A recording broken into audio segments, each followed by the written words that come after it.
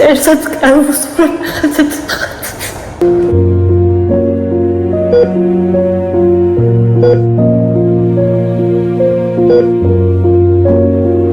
ათითვის ნინის სიკვდილს მიჰყავს ამ სიტყვის პირდაპირი მნიშვნელობით. ბავშვი პაწაწინახელებით ებღაუჭება სიცოცხლეს.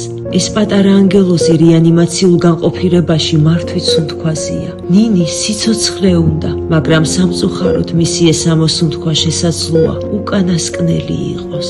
რა წოჩი და მე კავენ არ ვიცი რომ შენი შვილი აღარ არის, ამის გაფიქრებაც კარგი.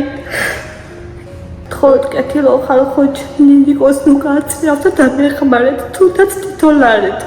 ბავშვის გულის მერ შეჩერდეს და ცოტა ასმაიც რომ უყურო. ბავშვს აქვს ძლიერი გულყრები, მაგის ფონზე არ აქვს მისი სუნთქვები, არის აპარატი დამოკიდებული და ესე მეუბნია აპარატიც რო გამოვთოთ, ბავშვი თითქმის მკვდარიაო ეს.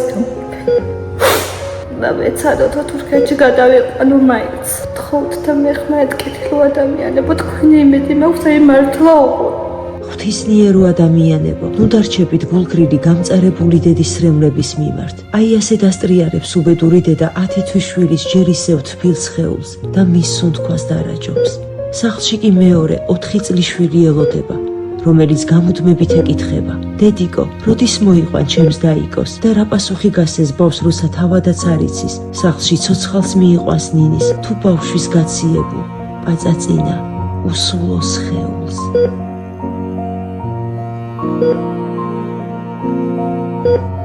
გადარიცხეთ ნებისმიერი თანხა ჩერნოვეცკის ფონდის ოფიციალური საიტის მეშვეობით.